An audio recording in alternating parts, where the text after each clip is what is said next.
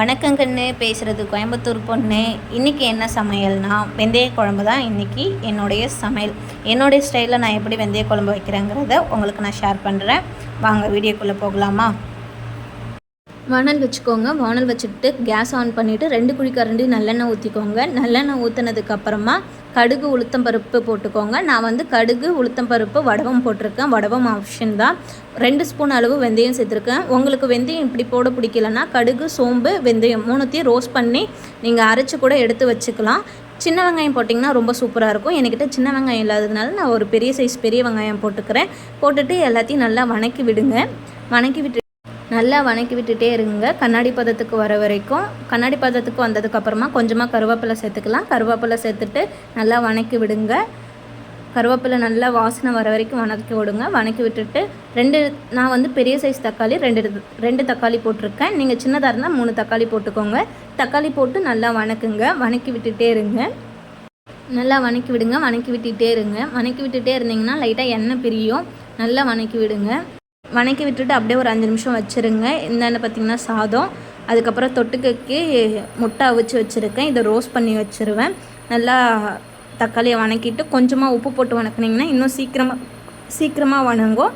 நல்லா வணக்கி விடுங்க. வணக்கி விட்டதுக்கப்புறமா வணக்கி விட்டுட்டு புளி தண்ணி வந்து பார்த்திங்கன்னா நீங்கள் நல்லா வணக்கி வெங்காயமும் தக்காளியும் நல்லா மசிஞ்சு வந்து எண்ணெய் பிரிஞ்சதுக்கப்புறம் ஊற்றுங்க, சரிங்களா?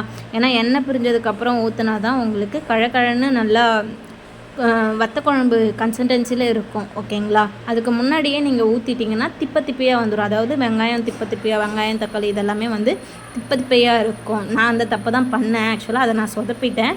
டெட் எண்டில் ஊற்றுறதுக்கு பதிலாக நான் முன்னாடியே ஊற்றிட்டேன்.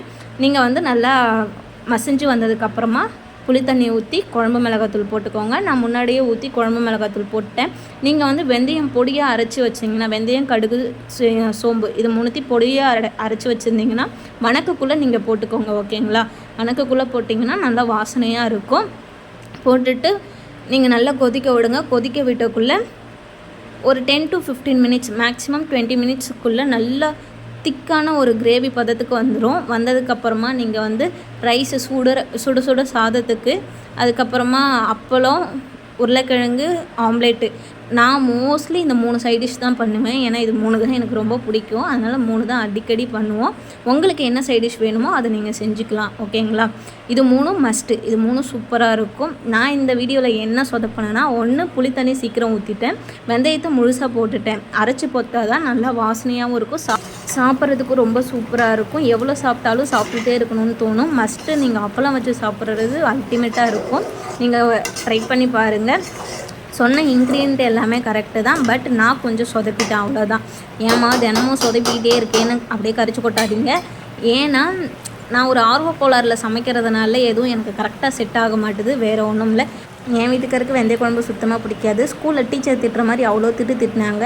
நம்ம என்ன பண்ணுவோம், இந்த கதில் வாங்கிட்டு இந்த கதில் விட்டாச்சு. லைக் பண்ணுங்கள், ஷேர் பண்ணுங்கள், மறக்காமல் சப்ஸ்கிரைப் பண்ணுங்கள்.